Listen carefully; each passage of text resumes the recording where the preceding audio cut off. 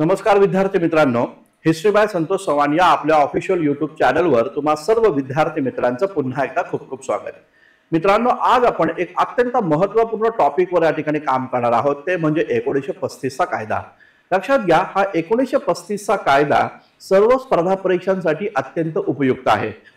कंबाईनचा paper असू द्या, राज्यसेवेचा पूर्व आणि मुख्य परीक्षेचा पेपर असू द्या किंवा यूपीएससीचा असू द्या, या सर्वच पेपरमध्ये 1935 च्या कायद्यावर प्रश्न सातत्याने विचारलेले आहेत. आणि म्हणून मग हा 35 चा कायदा इन डिटेल मध्ये करण्याचा नियोजन आपण या ठिकाणी केलेला आहे. आणि त्याच माध्यमातून आज आपण 35 च्या कायद्यामागची सामाजिक राजकीय पार्श्वभूमी काय होती ती इथे या ठिकाणी पाहणार आहोत. 1935 च्या कायद्यामध्ये कोणकोणत्या तरतुदी या ठिकाणी होत्या त्या आपण पाहणार आहोत. आणि यानंतर आपण पाहणार आहोत की 1935 चा जो कायदा आहे तर त्या कायद्या संदर्भात भारतीय लोकांच्या काय बरं विविध प्रकारच्या प्रतिक्रिया आहेत त्या पण आपण इथे या ठिकाणी पाहणार आहोत. तर इन डिटेलपणे आपण हे 35 चा कायदा इथे या ठिकाणी समजून घेऊ. सुरुवात करण्यापूर्वी आपण 35 च्या कायद्यामागची सामाजिक आणि राजकीय भूमिका काय होती ती आपण इथे या ठिकाणी समजून घेऊया. लक्षात घ्या, 20 ऑगस्ट 1917 या दिवशी तत्कालीन भारताचे भारत मंत्री होते मॉन्टेग्यू. तर या मॉन्टेग्यूनं एक महत्वाची घोषणा केली की भारताला आता आम्ही दर 10 वर्षांनी टप्प्याटप्प्यानं स्वराज्य या ठिकाणी देणार आहोत. आणि या घोषणेची अंमलबजावणी करण्यासाठी 1919 हा एक कायदा संमत करण्यात आला, ज्या कायद्याला मॉन्टेग्यू चेम्सफोर्ड कायदा या नावाने या ठिकाणी संबोधलं गेलं. या कायद्याच्या माध्यमातून भारताला जे काही स्वराज्य दिलं होतं तर ते स्वराज्य भारतीय राष्ट्रीय काँग्रेसच्या पचनी पडलं नाही. आणि म्हणून मग 1919 कायद्याचा बहिष्कार करण्याचा निर्णय काँग्रेसने या ठिकाणी घेतला. आणि त्या कायद्याला विरोध करण्यासाठी महात्मा गांधींच्या नेतृत्वाखाली 1920 पासून संपूर्ण भारतामध्ये नॉन कॉपरेशन चळवळ म्हणजेच असहकार चळवळ सुरू झाल्याचं एकंदरीत या ठिकाणी पाहायला भेटतं. लक्षात असू द्या मित्रांनो, 1919 कायद्यानंतर 10 वर्षांनी म्हणजेच 1929 साली नवा कायदा या ठिकाणी दिला जाणार होता. आणि तो कायदा देण्यासाठीच लंडन मधनं रॉयल कमिशन भारतामध्ये आलं होतं. या रॉयल कमिशनचा अध्यक्ष सर जॉन सायमन या ठिकाणी होते. लक्षात घ्या, सायमन कमिशनच्या या समितीमध्ये एकूण 7 सदस्य होते आणि या 7 सदस्यांपैकी एकही भारतीय नसल्या कारणामुळे भारतीय राष्ट्रीय काँग्रेस आणि ऑल इंडिया मुस्लिम लीग या दोन्ही पक्षांना या सायमन कमिशनचा बहिष्कार करण्याचा निर्णय घेतला. संपूर्ण भारतभर सायमन गो बॅकचे नारे दिले गेले. सायमन कमिशनला ठिकठिकाणी काळे झेंडे दाखवले गेले. असं जरी असलं तरी डॉक्टर बाबासाहेब आंबेडकरांसारख्या विद्वान लोकांनी सायमन कमिशनला सहकार्य करण्याचा निर्णय घेतला होता. आणि सायमन कमिशनच्या बैठकांना बाबासाहेब आंबेडकर आणि अन्य सहकारी लोक इथे या ठिकाणी सहकार्य करताना या ठिकाणी पाहायला भेटतात. सायमन कमिशनला संपूर्ण भारतभर विरोध या ठिकाणी होतोय. त्याच काळामध्ये बाबासाहेबांसारखे लोक सायमन कमिशनला सपोर्ट करतात. म्हणून त्यावेळेच्या मुस्लिम लीगनं आणि त्यावेळेच्या भारतीय राष्ट्रीय काँग्रेसच्या पुढाऱ्यांना बाबासाहेब आंबेडकरांना ब्रिटिशांचे हस्तक म्हणून देखील या ठिकाणी संबोधलं होतं, असं एकंदरीत दिसून येतं. लक्षात घ्या, सायमन कमिशन या सगळ्या परिस्थितीतनं भारताच्या सामाजिक राजकीय स्थितीचा आढावा घेऊन लंडनला गेला. आणि त्यानंतर महात्मा गांधींनी या देशामध्ये दुसरं आंदोलन सुरू केलं, ज्याला आपण सविनय कायदेभंग चळवळ या नावाने संबोधतो. सविनय कायदेभंग चळवळीच्या माध्यमातून महात्मा गांधींनी संपूर्ण भारतभर या ठिकाणी मीठ सत्याग्रह या ठिकाणी घडवून आणले. मे 1930 साली सायमन कमिशनचा रिपोर्ट या ठिकाणी आला. आणि या सायमन कमिशनच्या रिपोर्टच्या आधारावर लंडनमध्ये राऊंड टेबल कॉन्फरन्सचं आयोजन करण्यात आलं. 1930 पासून 1933 पर्यंत एकूण 3 राऊंड टेबल कॉन्फरन्स म्हणजेच गोलमेज परिषदा या ठिकाणी झाल्या. दुसऱ्या गोलमेज परिषदेमध्ये महात्मा गांधी काँग्रेसचं प्रतिनिधित्व करण्यासाठी गेले होते. पहिल्या आणि तिसऱ्या राऊंड टेबल कॉन्फरन्समध्ये काँग्रेसने मात्र पहिल्या आणि तिसऱ्या राऊंड टेबल कॉन्फरन्सवर बहिष्कार टाकला होता. अशा प्रकारचा इतिहास आपल्या सर्वांना माहिती आहे. लक्षात घ्या मित्रांनो, हे राऊंड टेबल कॉन्फरन्स झाल्यानंतर राऊंड टेबल कॉन्फरन्सचं जे फलित आहे किंवा राऊंड टेबल कॉन्फरन्समधनं जे आउटपुट या ठिकाणी बाहेर आलं, त्या आउटपुटच्या आधारावर एक श्वेतपत्रिका निर्माण केली ब्रिटिश पार्लमेंटनं. आणि त्या श्वेतपत्रिकेच्या आधारावर 1935 चा कायदा संमत करण्यात आलेला आहे, असं एकंदरीत दिसतं. आता नीट समजून घ्या, तिसरी राऊंड टेबल कॉन्फरन्स आणि श्वेतपत्रिका या दरम्यानच्या कालखंडामध्ये किंवा या दरम्यानच्या स्थितीमध्ये एक महत्वाची कमिटी गठीत करण्यात आली होती, ज्या कमिटीचं नाव होतं जॉईंट पार्लमेंटरी कमिटी. लक्षात घ्या, ही जी जॉईंट पार्लमेंटरी कमिटी होती त्या जॉईंट पार्लमेंटरी कमिटीचे अध्यक्ष हे लॉर्ड लिनलिथगो होते। हा महत्वाचा मुद्दा या ठिकाणी लक्षात घ्या।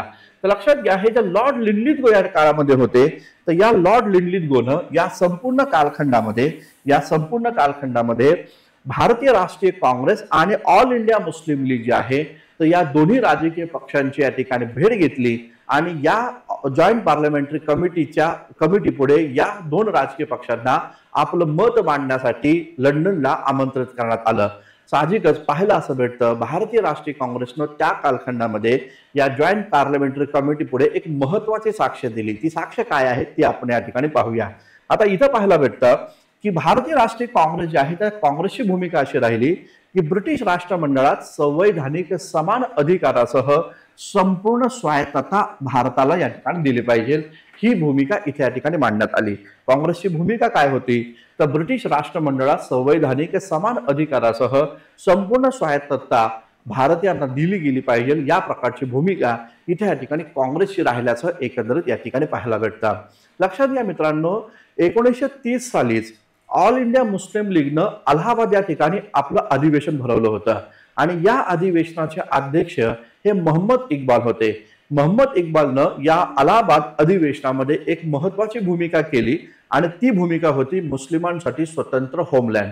मुस्लिमांसाठी स्वतंत्र होमलँड या ठिकाणी असलं पाहिजे, या प्रकारची भूमिका जेव्हा ऑल इंडिया मुस्लिम लीगच्या अधिवेशनातून बाहेर आली तेव्हा 1933 साली केम्ब्रिज विद्यापीठामध्ये बसलेला एक महत्वाचा विद्वान ज्याचं नाव आहे रहमत अली चौधरी, तर या केम्ब्रिज विद्यापीठातील विद्यार्थी रहमत अली चौधरी यांनी नाऊ और नेवर या नावाचा या ठिकाणी ग्रंथ लिहिला आणि त्या ग्रंथामध्ये मुस्लिमांचं होमलँड एकूण 5 राज्यांचं मिळून या ठिकाणी बनलं पाहिजे, या प्रकारची भूमिका या ठिकाणी त्याने घेतली आणि त्या 5 राज्यांच्या अध्यक्षरावरनं त्या राज्याला, मुस्लिमांच्या होमलँडला पाकिस्तान म्हणून संबोधलं पाहिजे, ही ती भूमिका या ठिकाणी घेतल्याचं एकंदरीत दिसून येतं।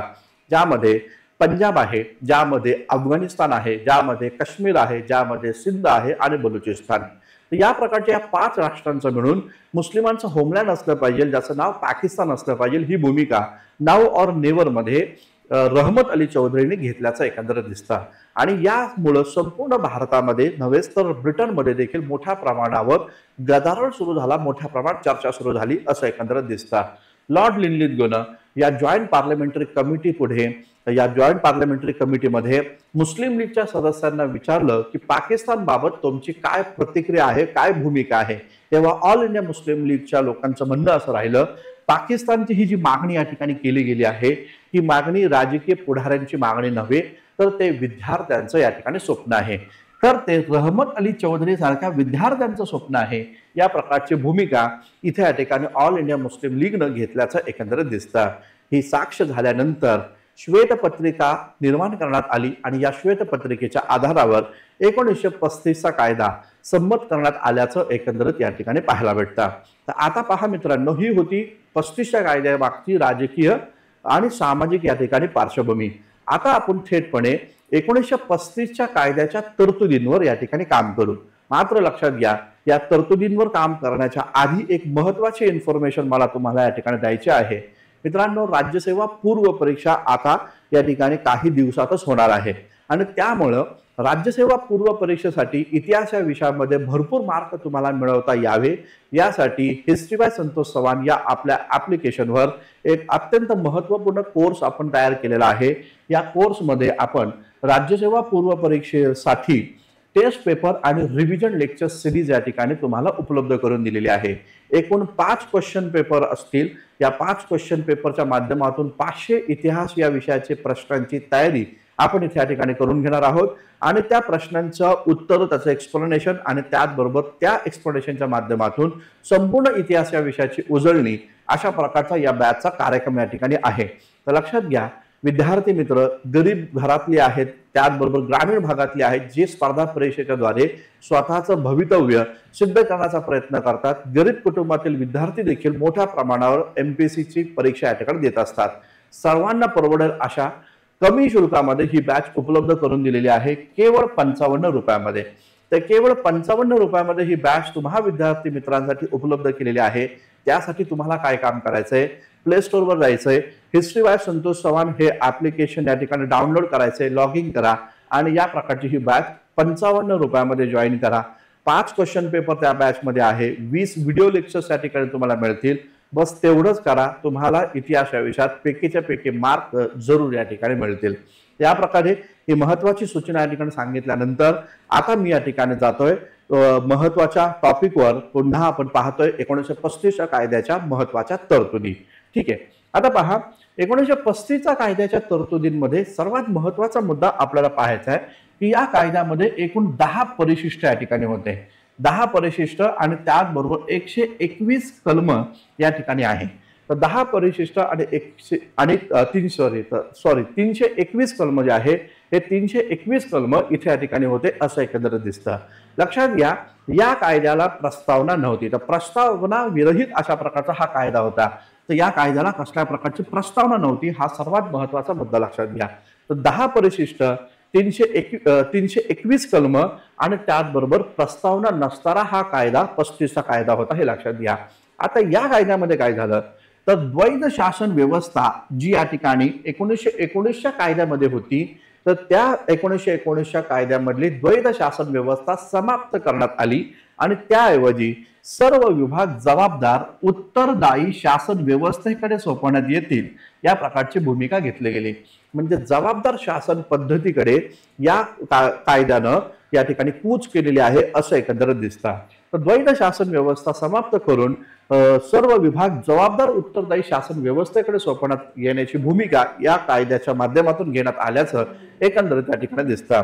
संसदेचं अधिवेशन बोलवणं, कायदा संमत करणं, आदिवासी विभाग जो आहे तर त्या आदिवासी विभागामध्ये प्रशासन चालवणं, यासाठी गव्हर्नर जे आहे तर त्या गव्हर्नरांना विशेष अधिकार या ठिकाणी दिले जातील या प्रकारचा मुद्दा इथे या ठिकाणी घेतला गेलेला आहे असं एकंदरीत दिसतं. खूप महत्वाचा मुद्दा आहे हा की संसदेचं अधिवेशन बोलवणं, कायदा संमत करणं, आदिवासी विभागामध्ये प्रशासन चालवणं, यासाठी गव्हर्नरांना विशेष अधिकार दिले गेले.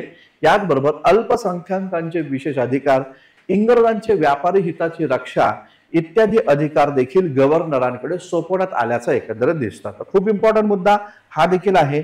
अल्पसंख्याकांचे विशेष अधिकार गव्हर्नरांकडे या ठिकाणी राहील. इंग्रजांचे व्यापारी हिताची रक्षा याचेही अधिकार या ठिकाणी गव्हर्नरांकडे या ठिकाणी राहील. या प्रकारची भूमिका इथे या ठिकाणी घेतली गेलेली आहे असं एकंदरीत दिसतं.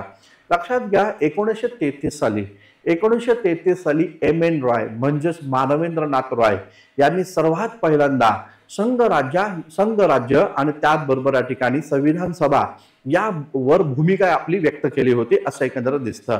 आणि त्या माध्यमातून पाहायला असं या ठिकाणी भेटतं की हा तो कायदा आहे ज्या कायद्यानं सर्वात पहिल्यांदा भूमिका घेतली की भारतामध्ये आता फेडरल स्टेट निर्माण केलं जाणार आहे, संघ राज्य व्यवस्था या ठिकाणी स्थापन केली जाणार आहे. या प्रकारची भूमिका इथे या ठिकाणी घेतली गेलेली आहे असं एकंदरीत दिसतं.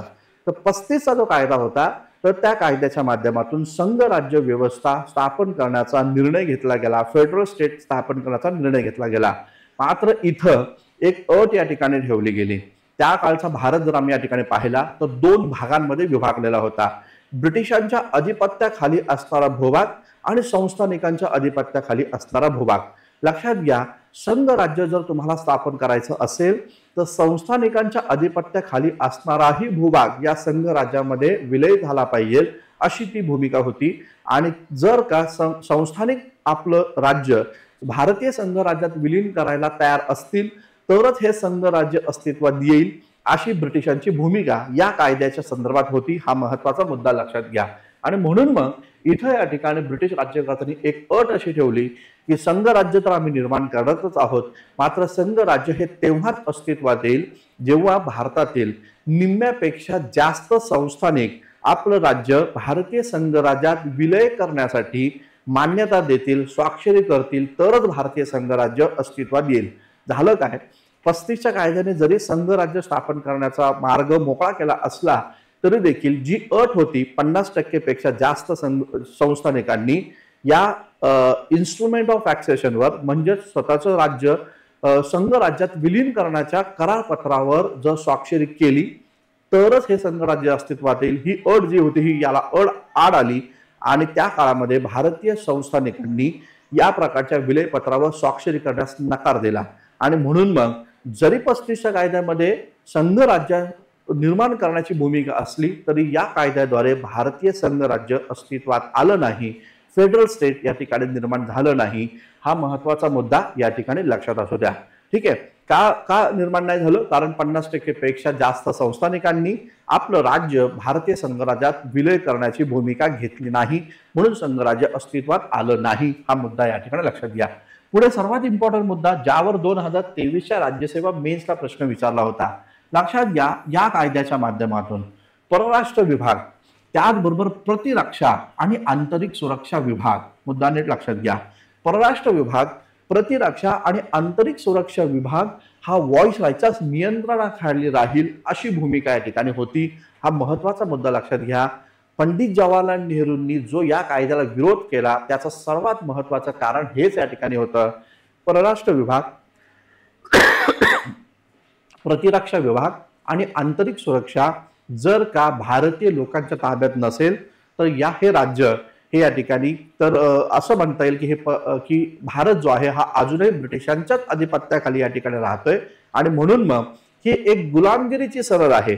या प्रकारची भूमिका पंडित नेहरू इथे या ठिकाणी मांडताना दिसतात. तर मुद्दा नीट लक्षात घ्या, भारताचे आंतरिक सुरक्षा विभाग, प्रतिरक्षा आणि परराष्ट्र विभाग हे भारतीयांच्या ताब्यात नसेल तर गव्हर्नर जनरल म्हणजेच व्हॉइसरॉयच्या ताब्यात असतील, अशा प्रकारची भूमिका या कायद्याद्वारे होती. भारताचे वित्तीय नियंत्रण हे लंडनवरनं चालत होतं यापूर्वी, ते आता शिफ्ट करण्यात आलं, लंडनच्या ऐवजी दिल्लीमध्ये स्थलांतरित करण्यात आलेलं आहे असं एकंदरीत दिसतं. मुद्दा नीट समजून घ्या, या ठिकाणी भारतावरचं जे वित्तीय नियंत्रण आहे ते आता लंडनवरून न चालवतात ते या ठिकाणी दिल्लीमध्ये याचं कार्यालय ओपन केलं जाईल आणि मग त्या दिल्लीमध्ये हे स्थलांतरित होईल अशा प्रकारची भूमिका इथे या ठिकाणी घेतली. सर्वात महत्वाचा मुद्दा तो म्हणजे भारत परिषद, ज्याला आपण इंडिया काउन्सिल या नावाने पण संबोधतो. लक्षात घ्या, या इंडिया काउन्सिलची स्थापना झाली होती 1858च्या कायद्याद्वारे. इथं लिहितो हवं तर मी, 1858चा जो कायदा या ठिकाणी होता तर या 1858च्या कायद्याच्या माध्यमातून या ठिकाणी भारत परिषद जी आहे तर ती भारत परिषद म्हणजे इंडिया काउन्सिलचं गठन केलं गेलं होतं. आता बघा, ही इंडिया काउन्सिल ही या ठिकाणी भारतीय स्वातंत्र्यामधली एक महत्वाची अडसर होती आणि म्हणूनच जेव्हा काँग्रेसची स्थापना झाली तेव्हा काँग्रेसच्या स्थापनेच्या वेळेस देखील पहिल्याच अधिवेशनामध्ये इंडिया काउन्सिल बरखास्त करा अशी काँग्रेसच्या पुढाऱ्यांची भूमिका राहिल्याचं एकंदरीत या ठिकाणी दिसून येतं. आता इथं पाहायला भेटतं की या 35च्या कायद्याच्या द्वारे म्हणजे जी 1885ला काँग्रेसची भूमिका राहिलेली आहे इंडिया काउन्सिल बरखास्तीची, ती भूमिका मान्य कधी केली? 50 वर्षानंतर म्हणजे 1935 साली ही या ठिकाणी मान्य केली आणि या कायद्याच्या द्वारे 35च्या कायद्याद्वारे इंडिया काउन्सिल समाप्त करण्यात आल्याचं एकंदरीत दिसून येतं. भारत मंत्री जो भारत मंत्री आहे तर त्या भारत मंत्र्याला आता इंडिया काउन्सिल बरखास्त झाल्यामुळे इंडिया काउन्सिल सल्ला देणार नाही, तर भारत मंत्र्याला सल्ला देण्यासाठी एक सल्लागार मंडळ स्थापन केलं जाईल. या प्रकारची भूमिका इथे या ठिकाणी घेण्यात आल्याचं दिसून येतं. तर इंडिया काउन्सिलची समाप्ती करून भारत मंत्र्याला सल्ला देण्यासाठी एक सल्लागार मंडळ स्थापन केलं जाईल. हा महत्वाचा मुद्दा इथे या ठिकाणी घेतला गेल्याचं एकंदरीत दिसतं. आता याचबरोबर हा मुद्दा लक्षात घ्या की या कायद्याच्या द्वारे भारतामध्ये प्रौढ मताधिकार स्थापित झालेला नाही. मुद्दा नीट लक्षात घ्या, मी काय म्हणतोय, प्रौढ मताधिकार स्थापित झाला नाही. 1919च्या कायद्याद्वारे केवळ 2% लोकांनाच मतदान करण्याचा अधिकार होता. आता तो वाढवला गेला आणि आता केवळ 11% लोकांनाच मतदानाचा अधिकार देण्यात आल्याचं एकंदरीत दिसून येतं.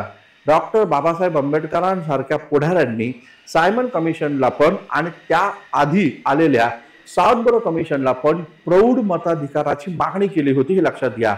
मात्र त्या काळामध्ये काँग्रेसच्या पुढाऱ्यांनी प्रौढ मताधिकाराला विरोध या ठिकाणी केला होता, हे या ठिकाणी लक्षात घ्या. कारण वेगवेगळे आहेत, विविध प्रकारची कारणं आहेत. मात्र त्यावेळेस काँग्रेसच्या पुढाऱ्यांचं म्हणणं असं होतं प्रौढ मताधिकार नको, ज्यांचं शिक्षण झालं आहे, ज्यांच्याकडे संपत्ती आहे, ज्यांच्याकडे घरदार आहे, ज्यांच्याकडे जमीन जुमला आहे, अशांनाच मताचा अधिकार या ठिकाणी असला पाहिजे. आणि म्हणून 35च्या कायद्याद्वारे केवळ 11% लोकांनाच मतदानाचा अधिकार या ठिकाणी दिला होता. हा मुद्दा लक्षात घ्या. आणि लक्षात घ्या, याच कायद्याच्या द्वारे स्त्रियांना पण मतदानाचा अधिकार दिला गेला. पण कोणत्या स्त्रियांना?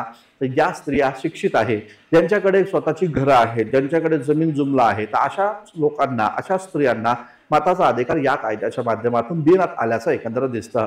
प्रौढ मताधिकार जेव्हा मिळाला तर प्रौढ मताधिकार भारतीय संविधान या देशात ज्या दिवशी लागू झालं म्हणजेच 26 जानेवारी 1950 तिथूनच प्रौढ मताधिकाराचा अधिकार मिळाला आहे। मग कोणताही व्यक्ती कोणत्याही जातीचा असू दे, कोणत्याही धर्माचे असू दे, ती श्रीमंत असो गरीब असो, ती या ठिकाणी पुरुष असो किंवा या ठिकाणी स्त्री असो, या प्रौढ मताधिकार म्हणजेच आपल्याला माहिती आहे 18 वर्ष होता, तर 18 वर्षाची ही मुलगा किंवा ती मुलगी झाल्यानंतर तिला प्रौढ मताचा अधिकार या ठिकाणी आज भारतात दिला जातो। तर हा मुद्दा या ठिकाणी लक्षात घ्या। या प्रकारे प्रौढ मताधिकार जो आहे हा भारतात जेव्हा लागू झाला तो देशात संविधान लागू झाल्यानंतर या प्रकारे प्रौढ मताधिकार लागू करण्यात आलेला आहे असं एकंदरीत दिसतं। 35च्या कायद्याद्वारे केवळ 11% लोकांनाच मताचा अधिकार या ठिकाणी होता असं एकंदरीत दिसतं।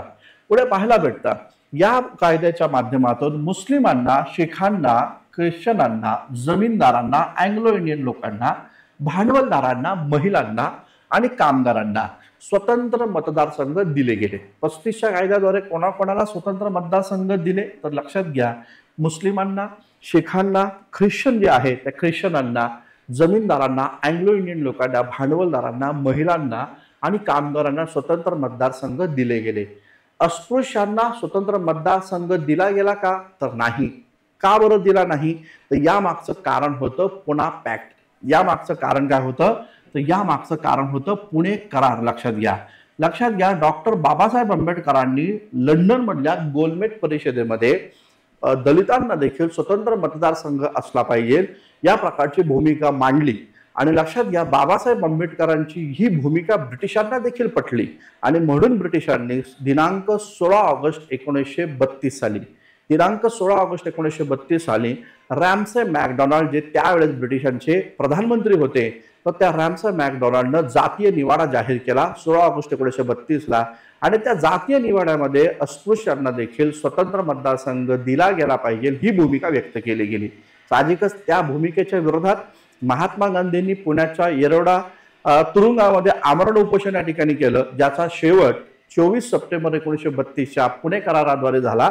आणि या पुणे करारामधला एक महत्वाचा मुद्दा असा होता की अस्पृश्यांना स्वतंत्र मतदारसंघाऐवजी राखीव मतदारसंघ या ठिकाणी दिला गेला पाहिजे आणि या पद्धतीनं अस्पृश्यांना या ठिकाणी स्वतंत्र मतदारसंघ नव्हे तर राखीव मतदारसंघ या ठिकाणी दिला गेला। आणि मग त्या पुणे कराराची अंमलबजावणी 35च्या कायद्याद्वारे झाली आणि म्हणून मग अस्पृश्यांना राखीव मतदारसंघ इथे या ठिकाणी बहाल करण्यात आलेला आहे असं एकंदरीत दिसतं।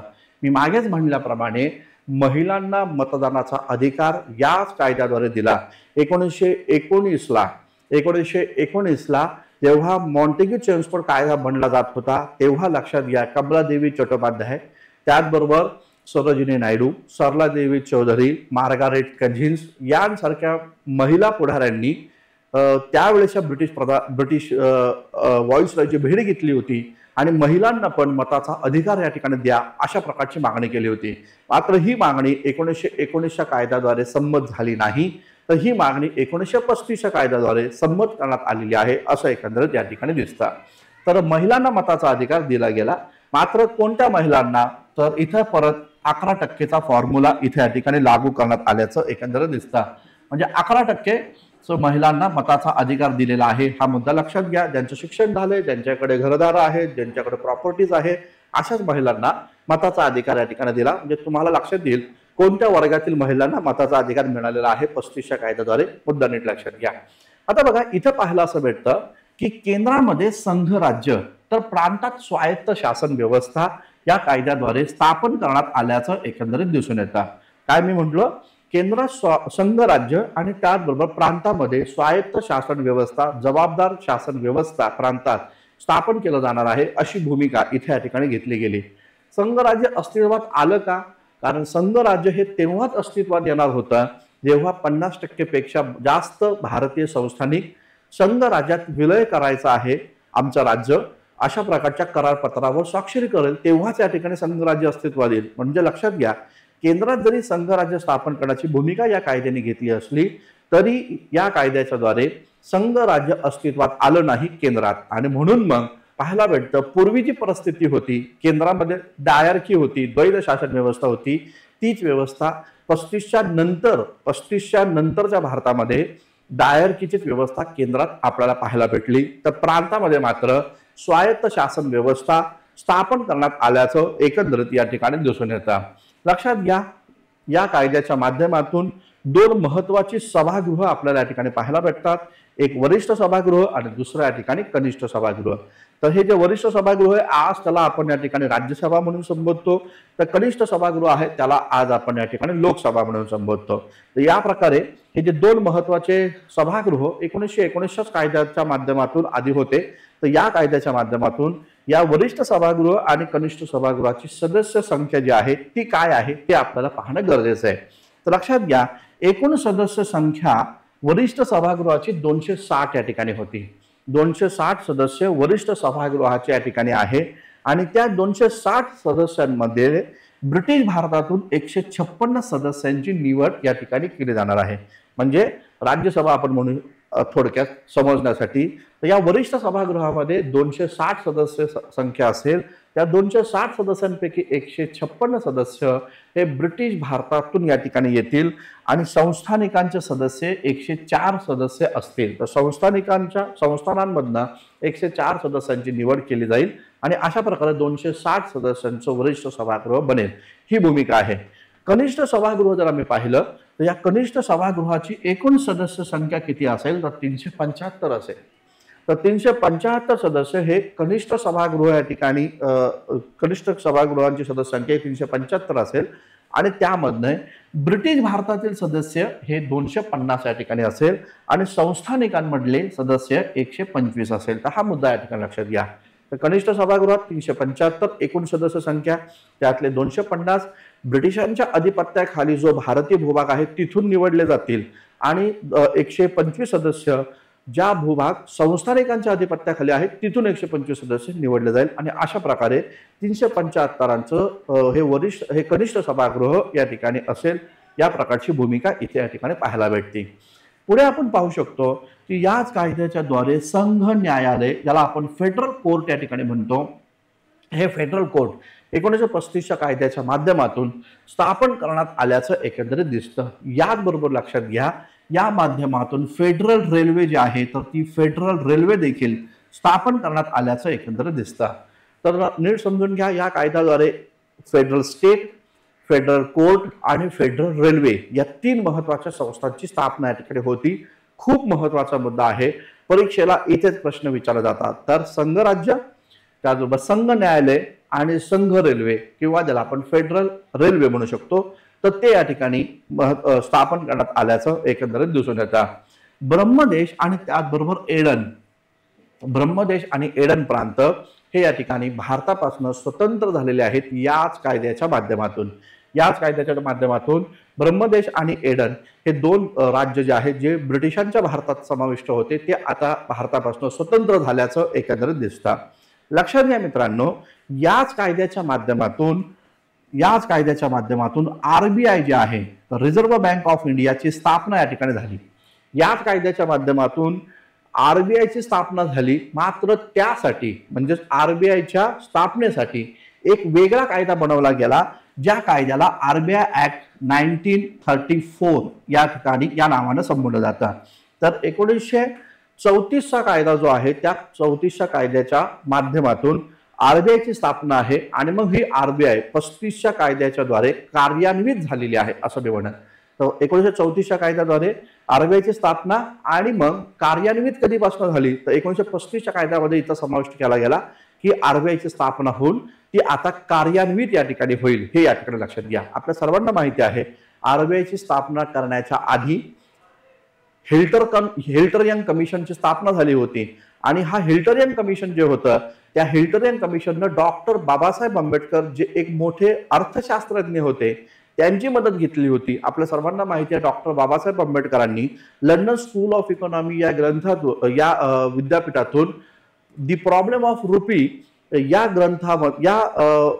ग्रंथाच्या द्वारे किंवा या प्रबंधाच्या द्वारे त्यांनी डीएससी ची पदवी या ठिकाणी घेतली होती आणि मग ते बाबासाहेब आंबेडकर जे एक मोठे अर्थशास्त्रज्ञ या ठिकाणी आहेत तर त्यांची मदत घेऊन हिल्टरियन कमिशनच्या रिपोर्टच्या आधारावर 1934चा कायदा बनला आणि त्यातून मग आरबीआयची स्थापना होती आणि आरबीआय 1935च्या कायद्याद्वारे स्थापित होऊन तो कार्यान्वित झालेला आहे। तर हा पण एक महत्वाचा मुद्दा इथे या ठिकाणी लक्षात घ्या। लक्षात घ्या, एकूण 11 प्रांत जे आहे, एकूण 11 प्रांतापैकी 6 प्रांतामध्ये द्विगृही सभागृह स्थापन झालेलं आहे. मुद्दा नीट या ठिकाणी लक्षात घ्या. एकूण 11 प्रांत त्या काळामध्ये या ठिकाणी होते, तर त्या 11 प्रांतांपैकी 6 प्रांतामध्ये द्विगृही सभागृह या ठिकाणी स्थापन झालं. आता द्विगृही सभागृह म्हणजे काय? तसं आपण पाहतो बघा, प्रांतामध्ये विधानसभा आहे आणि विधान परिषद आहे.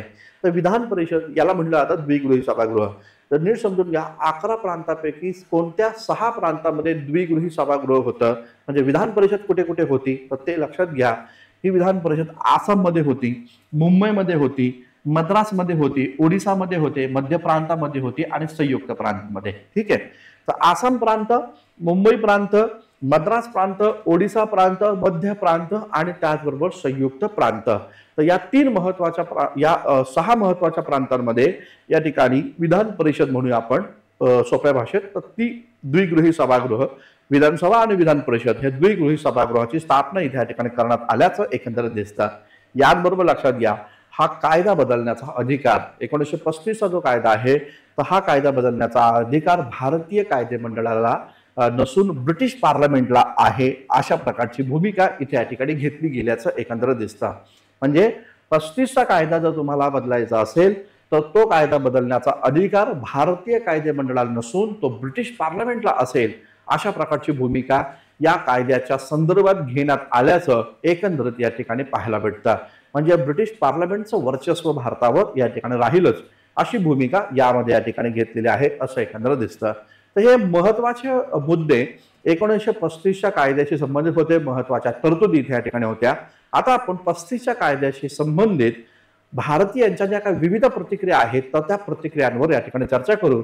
तत्पूर्वी एक महत्वाचं या ठिकाणी तुम्हाला सांगायचं आहे की हिस्ट्री बाय संतोष चव्हाण या आपल्या ऍप्लिकेशनवर कोणकोणत्या महत्वाच्या बॅचेस आहेत त्याची माहिती मी तुम्हाला आधी इथे या ठिकाणी सांगतो आणि मग या लेक्चरचा समारोप आपण भारतात 35 च्या कायद्याच्या संदर्भात काय काय विद्वानांच्या प्रतिक्रिया होत्या त्या गोष्टी सांगून इथे या ठिकाणी करूया.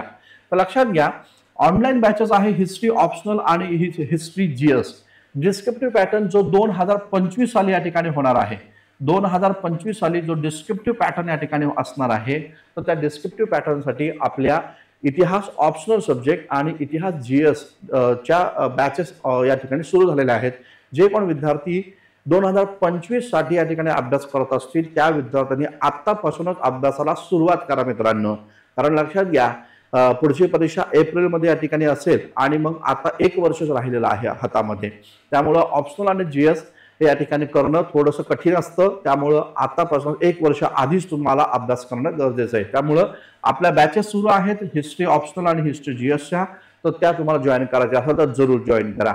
जे विद्यार्थी अंडर ग्रॅज्युएट आहे आणि ज्यांना या ठिकाणी 25च्या नंतर 26, 27च्या राज्यसेवा द्यायच्या आहेत त्यांच्यासाठी राज्यसेवा बेसिक फाउंडेशन कोर्स आणि कंबाईन बेसिक फाउंडेशन कोर्स इथे या ठिकाणी उपलब्ध आहे. कंबाईनची तयारी करणाऱ्या विद्यार्थ्यांसाठी संयुक्त पूर्व परीक्षा गट ब, गट क हे देखील याच्या बॅचेस उपलब्ध आहेत. एन्शियंट मिडिवलची बॅच आहे, समाज सुधारकांची बॅच आहे. समाज सुधारकांची बॅच जॉईन केल्यानंतर पुस्तक 7 दिवसांमध्ये तुमच्या घरी येणार, अशा प्रकारचं पुस्तक देखील तुम्हाला इथं मिळणार आहे. याचबरोबर इतिहासाची पीवायक्यूज बॅच देखील आहे. राज्यसेवा पूर्व, राज्यसेवा मुख्य, कंबाईन पूर्व, कंबाईन मुख्य, वनसेवा, फॉरेस्ट अधिकारी, या लिपिक तंत्रज्ञान, या सर्व गोष्टींच्या पीवायक्यूज तुम्हाला मागच्या 10 वर्षांच्या पीवायक्यूज त्याचं एक्सप्लेनेशन असणारी एक मस्त बॅच ही या ठिकाणी आहे. इतिहास पीवायक्यू. पुढे राज्यसेवा पूर्व परीक्षेसाठी टेस्ट पेपर रिव्हिजन, संयुक्त पूर्व परीक्षा गट ब, गट क साठी टेस्ट पेपर आणि रिव्हिजन. लक्षात घ्या, या 2 महत्वाच्या बॅचेस आता सध्या सुरू आहेत. तर 55 रुपयामध्ये या बॅचेस तुम्हाला उपलब्ध करून देतोय मी. किती? 55 रुपये. त्यामुळे आता लगेचच तुम्ही या ठिकाणी प्ले स्टोरवर जाऊन history by Santosh Chavan application download करा. अदरवाईज आपल्या लेक्चरच्या कमेंट बॉक्समध्ये किंवा लेक्चरच्या डिस्क्रिप्शन बॉक्समध्ये मी तुम्हाला या बॅचची लिंक शेअर करेल. तर ती लिंक तुम्ही या ठिकाणी डाउनलोड करा आणि त्यामधनं तुम्ही ही बॅच या ठिकाणी परचेस करू शकता. 55 रुपयाची बॅच आहे राज्यसेवा पूर्व परीक्षा टेस्ट पेपर रिव्हिजन आणि त्याचबरोबर संयुक्त पूर्व परीक्षा टेस्ट पेपर आणि रिव्हिजन बॅच. तर 55 रुपयाची बॅच आत्ताच्या परीक्षेसाठी तुम्हाला खूप जास्त उपयुक्त आहे हे लक्षात घ्या. याचबरोबर इयत्ता 6वी पासून ते 12वी पर्यंत एनसीईआरटीची बॅच मराठीमध्ये तुम्हाला या ठिकाणी शिकवली जाणार आहे. आणि नेट सेटसाठी पण, नेट सेट जीआरएफ साठी देखील बॅच आपल्याकडे या ठिकाणी इतिहास या विषयासाठी उपलब्ध आहे. तर जे कोण विद्यार्थी इंटरेस्टेड आहे, आगामी स्पर्धा परीक्षांमध्ये पोस्ट काढायची आहे, इतिहास अडचण येत आहे, तर माझ्याकडे या हिस्ट्री बाय संतोष चव्हाण या ऍप्लिकेशनमध्ये इतिहास सेवेची एकतरी बॅच तुम्ही जॉईन करा. लक्षात घ्या, गॅरंटी आहे इतिहासाला परत कधीच घाबरणार नाही. भरपूर मार्क तुम्हाला इथे या ठिकाणी मिळेल. आता शेवटचा घटक आपण या ठिकाणी पाहूया. यामध्ये आपल्याला पाहायचं काय आहे की 35च्या कायद्याबाबत भारतीयांच्या विविध प्रतिक्रिया. लक्षात घ्या, खूप इम्पॉर्टंट लेक्चर आहे, शेवटपर्यंत पहा मित्रांनो. पंडित जवाहरलाल नेहरूंची भूमिका या संदर्भामध्ये काय राहिलेली आहे. तर पंडित जवाहरलाल नेहरूंनी भूमिका मांडली की 35चा कायदा म्हणजे ही एक प्रकारे गुलामगिरीची सनद आहे. 35चा कायदा म्हणजे काय आहे, तर गुलामगिरीची सनद आहे. ज्या कायद्याच्या द्वारे भारतीयांकडे प्रतिरक्षा विभाग नाहीये, भारतीयांकडे परराष्ट्र विभाग या ठिकाणी नाहीये, आंतरिक सुरक्षा नाहीये, तर भारत हा ब्रिटिशांचा गुलामच आहे एक प्रकारे. ही भूमिका या ठिकाणी आहे. म्हणून गुलामगिरीची सनद आहे असं वर्णन पंडित नेहरू करतात. याचबरोबर नेहरूंची भूमिका आहे, हा कायदा म्हणजे अनेक ब्रेक असणारे व इंजिन नसणारे एक यंत्रच आहे. काय म्हणतात ते, अनेक ब्रेक असणारे व इंजिन नसणारे एक प्रकारचं यंत्र आहे, अशी भूमिका या ठिकाणी इथं मांडलेली आहे. हा कायदा अनैच्छिक आहे, अप्रजातंत्रीय आहे आणि अराष्ट्रवादी आहे असं पण या ठिकाणी ते म्हणतायत. हा कायदा अनैच्छिक, भारतीय लोकांच्या इच्छेव्यतिरिक्त बनवलेला आहे. हा अप्रजातंत्रीय, लोकशाही नाहीये यामध्ये, आणि त्याचबरोबर हा अराष्ट्रवादी आहे. या प्रकारचे अँटी नॅशनलिझम असणारा हा कायदा आहे, अशी भूमिका त्यांची राहिली. बॅरिस्टर जिनानं पण, ऑल इंडिया मुस्लिम लीगचे त्यावेळेचे प्रवक्ते बॅरिस्टर जिनानं पण या कायद्याला विरोध केला. त्यांचं असं म्हणणं राहिलं, हा कायदा संपूर्णतः सडलेला, मूलतः निकृष्ट आणि संपूर्णपणे अस्वीकारार्ह असा या ठिकाणी आहे. अत्यंत हा सडलेला आहे, मूलतः निकृष्ट आहे आणि स्वीकारच करता येणार नाही असा हा कायदा आहे, अशी भूमिका आहे. तर लक्षात घ्या, हे इथं पाहायला भेटतं पंडित मदन मोहन मालवीय ज्यांनी हिंदू महासभेची स्थापना केली होती. तर हिंदू महासभेचे नेते पंडित मदन मोहन मालवीय यांनी देखील या कायद्याचा विरोध केला. वरून लोकशाहीचा बुरखा आणि आतून मात्र पोकळ अशा प्रकारचा हा कायदा आहे. तर वरून लोकशाहीचा बुरखा आणि आतून पूर्णतः पोकळ असणारा हा कायदा आहे, अशी भूमिका ते पण इथं या ठिकाणी मांडताना दिसून येतात. याचबरोबर लक्षात घ्या, षण्मुखानंद चेट्टी यांनी देखील या संदर्भात भूमिका या ठिकाणी व्यक्त केली. षण्मुखानंद चेट्टीचं म्हणणं असं आहे, प्रादेशिक स्वायत्तता आणि 1935चा कायदा यात बरंच अंतर आहे. 35च्या कायद्याने प्रादेशिक स्वायत्तता देईल आम्ही असं म्हटलं, मात्र ते म्हणतायत 35चा कायदा आणि प्रादेशिक स्वायत्तता यात बरंच अंतर या ठिकाणी आहे. आम्हाला आमच्या आंतरिक आणि बाह्य गोष्टींवर सुद्धा नियंत्रण ठेवता येत नाही, इंग्रजांवरच अवलंबून राहावं लागतं. या प्रकारची भूमिका षण्मुखानंद चेट्टी इथे या ठिकाणी घेताना दिसून येतात. तर फजल उल हक जे आहे, हे फजल उल हक यांनी देखील भूमिका मांडली. हे फजल उल हक हे पुढे जाऊन पाहायला असं भेटतं की बंगाल प्रांतामध्ये जो या ठिकाणी कृषक प्रजा पार्टी नावाचा पक्ष होता, तर त्या कृषक प्रजा पार्टीचे हे या ठिकाणी मुख्यमंत्री बनले होते. लक्षात घ्या, फजल उल हक. तर यांनी भूमिका मांडली, या कायद्यामुळे ना हिंदू राज्य निर्माण झालं ना मुस्लिमांचं राज्य निर्माण झालं, या प्रकारची भूमिका. व सर्वात महत्वाचे आहे ते म्हणजे सी राजगोपालचारी. सी राजगोपालचारीनं या कायद्याचं वर्णन करताना म्हणाले की द्विशासन प्रणालीपेक्षाही अत्यंत वाईट असा हा कायदा आहे. तर द्वैत शासन व्यवस्था परवडली, मात्र त्याही पेक्षा अत्यंत वाईट असा हा कायदा आहे. या प्रकारची भूमिका सी राजगोपालचारी यांनी इथं मांडलेली आहे, असं एकंदरीत दिसतात.